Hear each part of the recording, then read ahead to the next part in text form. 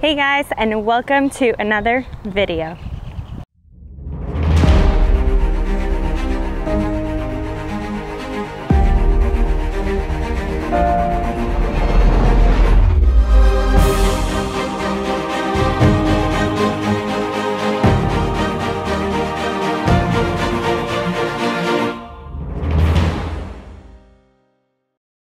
Alright, so today's video is going to be a Q&A. I asked you guys on my Instagram to ask me some questions. Babe's here, so he's gonna be he's gonna be asking the questions and I'll answer. What's the best advice you have for a novice? For a novice, I would definitely say you just have to be patient with the process. And I said this millions of times, patience, consistency, and just finding out your why, because it will all come full circle. This is an easy one. How do you avoid becoming obsessive with food and exercise? I find it difficult to relax and let loose with cheat meals and rest days. I think we have seasons for everything. So for me, I have a season where I prep and a season where I build my body and I am a little bit more relaxed. So I find it that when I'm in prep, it's easier for me to focus on just strictly being on point. However, I'll be 100% honest with you guys, like I always am. Towards the end of prep, once you have been really low body fat for a long time, you start getting food focused. So it is normal, but my goal is not to stay this lean for a long time. So when I was having this conversation with George the other day, I'm starting to get those food focused vibes and I'm not liking them. So I know that's kind of like a sign that I need to take some time off. So I am definitely paying attention to those signs and my body and those thoughts. And when you have those thoughts, just take a step back and see, hey, am I ready to continue on, or do I need a diet break? Do I need a refeed? There's so many things, and I don't know your specific journey, So it's just all so specific, right? Right. Does that make sense? It made plenty of sense. Okay, I'm low carb today, guys, so I don't know. Watch out. If I'm making a lot of sense. So I like this question a lot. Sarah asks, pros and cons, steady state cardio versus HIIT, and why you choose steady state. Steady state cardio versus HIIT. So I've done both in the past. I used to love HIIT, but the problem with HIIT is that I wouldn't recover quick enough and my training sessions would suffer. So if your training sessions suffer, that means that your muscle gains are going to suffer. So steady state cardio does take a little bit longer than HIIT sessions, but the pros are that you get to preserve more muscle and you have a little bit more energy. On average, how many posing sessions would you recommend for a client? I usually say as many as you need. So for example, I have posing clients that just pick it up from the very first session. I am a really good posing coach, guys. I will give you so much information that you're basically ready to go on stage on the first go. I do, however, have some clients that need a little bit more hand holding all the way through the process. I have some clients that I've been working with them on a weekly basis for a whole year because they just want the accountability of being great, posers and have amazing stage presence. So it just really depends on you. I say probably 3 would be plenty. And then after that, it's all up to you, however many times you need me. I like this question from Bree Fitco. What's one thing you wish you knew before your first show day that no one told you about? I think I've also shared this before. It's definitely the tanning experience. So they don't prepare you for what you're going to do on tanning day, I mean. You literally have to strip down, bend over while somebody's going up your coochie with with a spray bottle, and then you have to drive for a very long time in front of all these strangers, in front of fans. It's just a very awkward scenario. I don't know. I wish I would have known that, and the fact that I have to take care of my tan, yeah, you gotta be careful peeing and going number 2, if you know what I mean. I think they know what you mean. All right, another good question from Veganism. You like all the questions. What are your best exercise for building glute strength when you're naturally quad dominant? Okay, so if you do not want to focus on the quads while doing the booty, definitely do elevated hip thrust. What else? Glute kickbacks with the cable machine. Yeah, I would say like just a lot of hip thrusting for you if you don't want to like target your quads. But cable kickbacks are really, really good, and they are completely isolating the glute. Also the, what do you call the machine in English? The in and outs? The in and outs, those are really, really good, but the one that you do the out part. Oh, sorry guys, I don't know the word in English, but yeah. It's abduction. Abductor machine. There you go, boom. What else? If you could pick only one weight machine, no free weights, for a month, which one would it be? One machine, 1 month, go. Oh my God. I like that one. That's a really hard one. I'm like going through all the moves in my head and I'm not, what would you pick? Cable machine, so I can do like 100 different exercises and chest flies. Ooh, party. I think I agree. With the cable machine, you could do so many things. You could do glute kickbacks, you could target your biceps, your triceps, you could target your shoulders. You could pretty much I've done full body workouts on hotel gyms with just the cable machine. I agree with hubby. Okay. Oh, let me wait. Share with me, guys, what you would pick. Share it in the comment section down below. This one's juicy. Juicy, ooh. Do you ever have cravings for non-vegan foods? That's only the first part. I'm like, with the whole ex-vegan craze, have you ever faced any health issues with veganism, especially competing and eating low calories and becoming deficient? Ooh, that is juicy. No guys, I don't crave anything non-vegan. I do not view those foods as foods anymore. And I have made a point, I think for a very long time, for 7+ years, showing you guys that anything that I used to eat, I can eat it vegan now. So to be completely honest, no, the taste of meat really doesn't do it for me. The look of it doesn't really do it for me, no. And if I like crave, like say for example, like a childhood like cookie that my grandma used to make, I can make it vegan.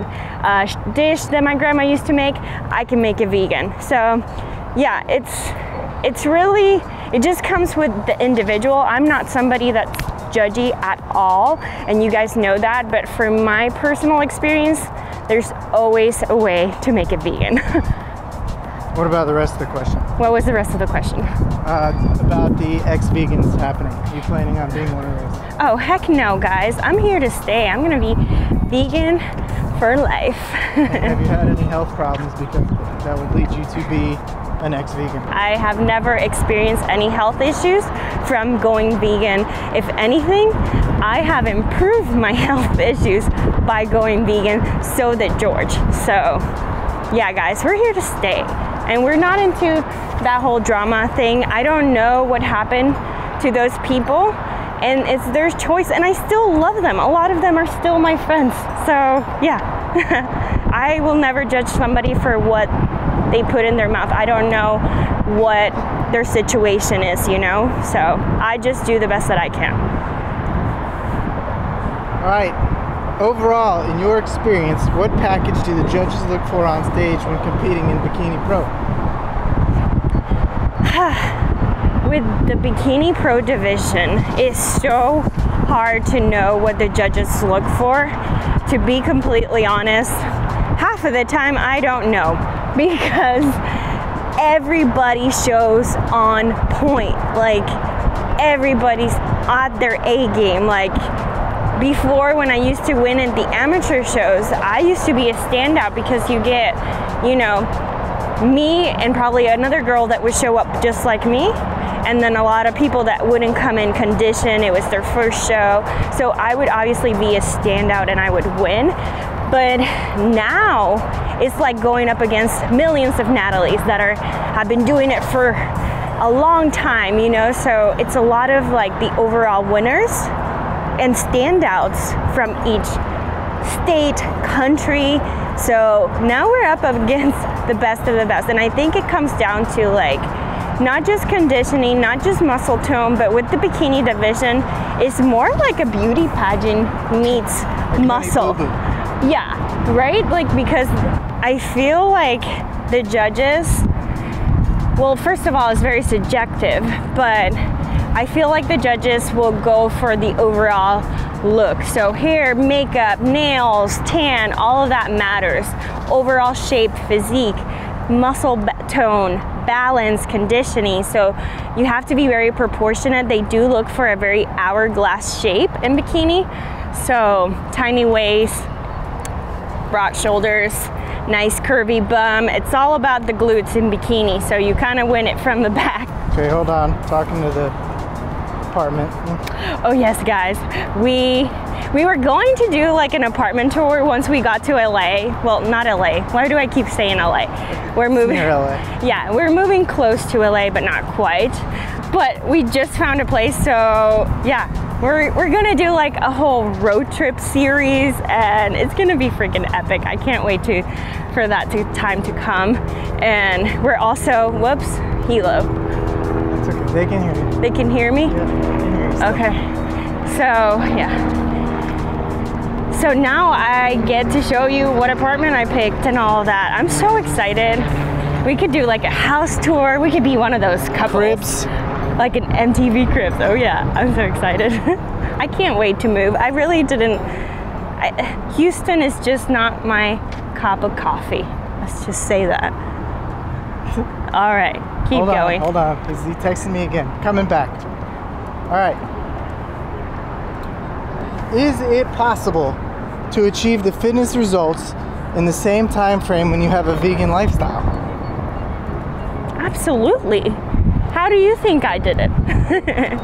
Yeah, absolutely. So it really just becomes second nature to me now, but if I kind of look back of when I started, it took me about the same amount of time to reach my goals as anybody else, because when I went into fitness, I made sure to give myself enough time, right? So I gave myself a whole year. I educated myself, and I found high protein vegan options, and I educated myself on lifting properly, and I had this guy to help me. We also seeked out the help of some coaches that helped us along the way, and really it was a lot of trial and error, but we made it work.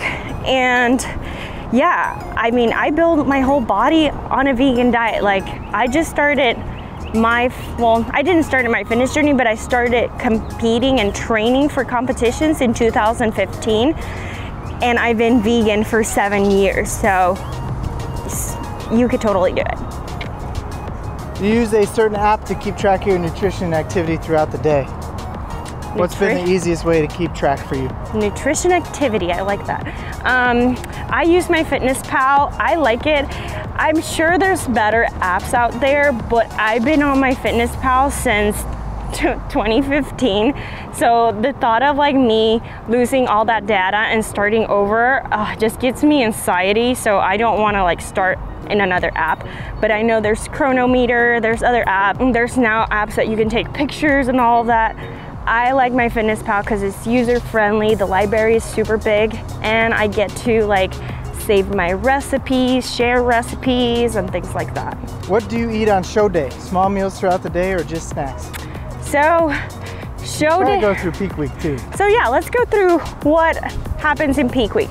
So in peak week, generally what I do, I'm gonna share what I'm doing, guys, because what she's doing. Yeah, there's so many different approaches. Again, each coach has his own approach, and it will work as long as you follow your coach's approach and guidelines, right? So what me and my coach are doing is that we do generally 2 to 3 depletion days at the beginning of peak week. What are you depleting? So we're depleting carbs and glycogen from the muscles. And what we're trying to do, we're doing that because we're going to do a slow linear backload where we increase calories, in this case carbs, throughout the week to fill out the physique. So in order to do this, we need to get conditioned with time. So we did a 20-week prep for my first show. We got conditioned on time, so we were able to deplete for 2 days only.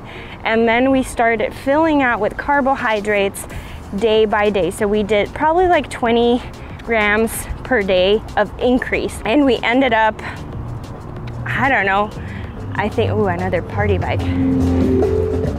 And we ended up, I think for my first show, having 250 grams of carbs the day before show day. I do not cut water or anything like that. And then on show day, well, let me backtrack a little bit. So on peak week, we keep everything the same. You guys know that I do a lot of flexible dieting, but when peak week comes around, I try to keep it very simple, very minimal. I eat low fiber, I eat high protein, and very basic plain things. So I call them my vegan bro meals. So basically a lot of seitan, and I pick the foods that I like. So I get to pick whatever I want and make it fit my macros. So for me, my favorites are seitan, which I can do myself or buy already made vegan deli slices. The other thing that I like to do is tofu. I like to grill my tofu. I keep it very basic. I pick green beans, zucchini. Those are low fiber veggies that keep my tummy tight and nice for peak week, because we want to avoid any bloating through peak week. We want to make things predictable. And then for breakfast, I love having my oats with some Enjoy Life chocolate chips. That's like my little treat of the day.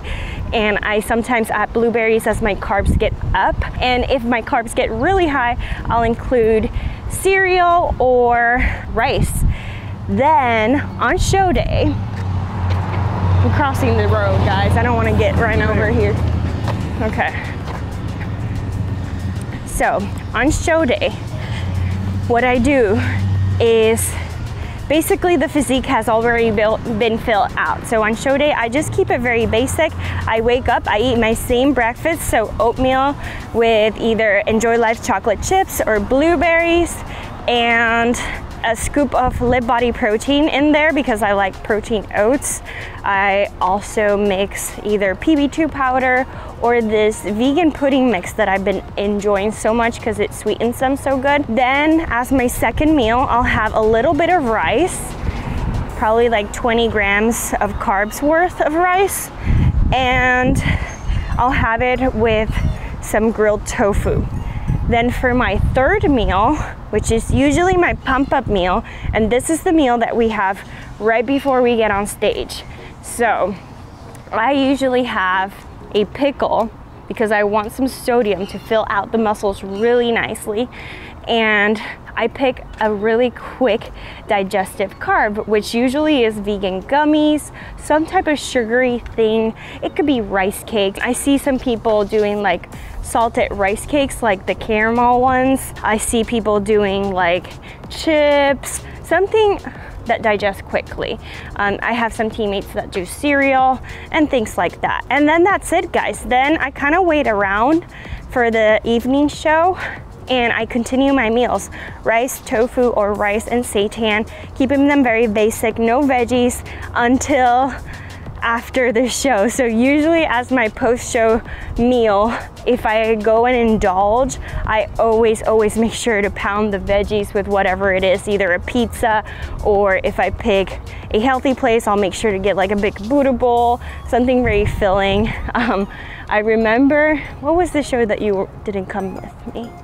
There's been a few now. Yeah, I think it was Indiana. So my post-show treat was a big bowl, a big ass bowl of oatmeal. Oh my God, that was so good. Oh no, it was Indiana. It was just the day after show day. I had a big bowl of oatmeal because the night of the show of Indiana, I had, yeah, a veggie pizza. That was insane. You guys could see it. So yeah, I woke up and I just was craving a big fat bowl of oatmeal and just craving, feeling full. So that's what I had. And then that's it, guys. That was a really long answer. Yeah, it was a long one. Okay. Get this one a lot. Joe L. Can you lose fat and gain muscle at the same time? Always love this question. Do you want to answer that one? So there's, for the most part, no. There's a couple exceptions. It would be great if we could all lose fat and build muscle at the same time. And the only time you can really do that, so if you're new to training, you got some newbie gains going on, like right when you first start lifting, you basically can do anything. So you'll start doing that. You can probably lose some fat and build some muscle. The other time is if you got a lot of weight to lose, so your body fat's pretty high, there's a chance you could do that. But for the most part, no. I mean, you can kind of do the recomping, which I did for a little while, where you keep your body weight about the same, and then you're kind of just in and out of like a small surplus, small deficit, and you're kind of riding that line, which some people are doing now. But you're not very efficient at either one. So meaning you're not great at putting on muscle in that state, and you're also not great at losing fat in that state. You're just kind of doing both, just not all that well at the same time.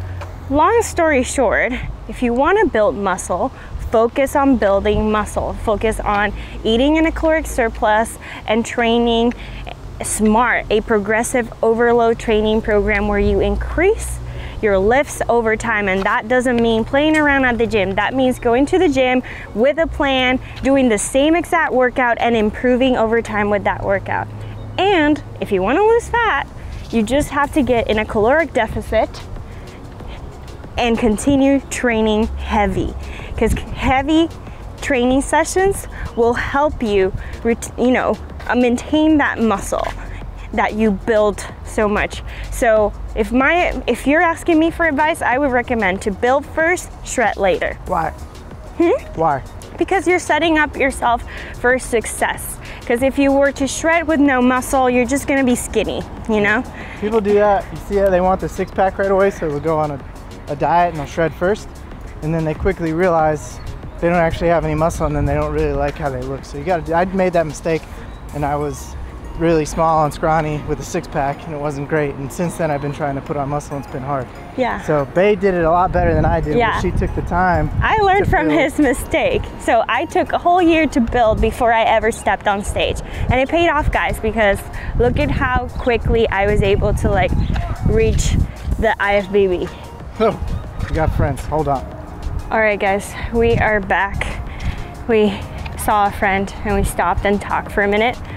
But now, that little rest period, now I'm struggling big time. Let me know if you guys like these little cardio videos, because they sure make cardio time pass by really nicely. So I appreciate all the questions.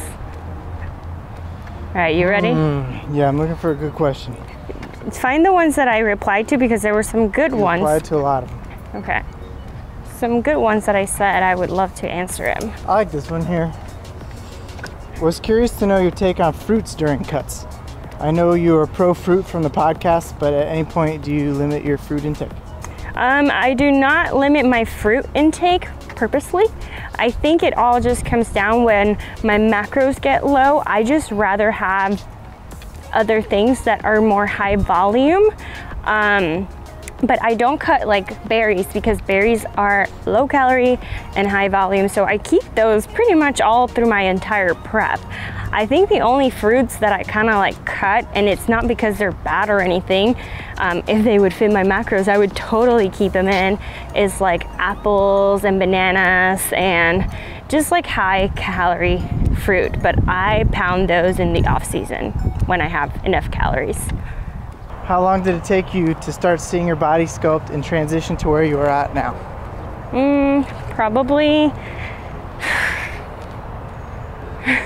a whole year when I started actually seeing it transform. But remember guys, I did a building phase, so yeah, it wasn't until I was in a year into my building phase that I actually started seeing muscle on my body, and I was like, oh my god, I can't wait to cut. And then when I started cutting, it took about 3 months to see all that muscle that I had built. And then, I mean, since 2015, it's been a working process, and it's like, it's constantly changing, you know? So I love it. It like the work never ends. When you started competing, did you have stage fright at all? Any tips to deal with that? When I started competing, did I have any stage fright? No, I did not. Surprisingly, it was so weird. Like, I remember stepping on stage and thinking to myself, this is what I meant to do. Like, this is my sport. Like, I just loved it, and it was really, really awesome. Like, I don't know, I can't even explain the feeling. Like, George watched it, and just so you guys have like an idea, I have never even worn heels before I got on stage. Like, I just never been like a super girly girl. I was always like a surfer tomboy girl, and I got on that stage on heels and I just glided through the stage. I owned it. I was so proud of all the hard work I put in that I was just ready to showcase it and like do my thing. How do you balance personal life, working out, and professional life? How do I balance it? At this moment, I'm doing a pretty crappy job. Yeah, this close to a show, like I'm a week out, it's all about the show right now. And I kind of moved my posing classes to the side. So I moved them to after my show, just so I could focus on my show right now. But what I do is like I plan ahead. Like George and I sit down during my off season, and we have like a set plan. We kind of do different scenarios where we have a plan A, plan B, and we kind of schedule my competition season and we plan around that. I'm fortunate enough that I like work from home, so my schedule is flexible. But I know a lot of people that do normal 9 to 5 jobs, and what they do is like they do their cardio sessions in the morning before they go to work, and then after they get out of work they do their training sessions, and it's really hard. There's literally like no time to rest, but when you want something badly, you just make it happen. But at this moment, yeah, balance is a little hard because I'm completely focused on this prep, but I'm towards the end of it though. At what point in your diet would you recommend a diet break? I would say diet breaks benefit a lot when you hit a stall, like when you're just doing everything right and your weight is just not moving. It might be time for a refeed, it might be time for a diet break. And I know it can be scary because I went through it probably like 2 times during this competition prep where coach was like, hey, we need a diet break because your body's just not responding, or we hit a stall. And it can be scary to increase and see that scale go up when you're mid, you know, a fat loss phase, but it's so beneficial because it almost gives your body a nice reset.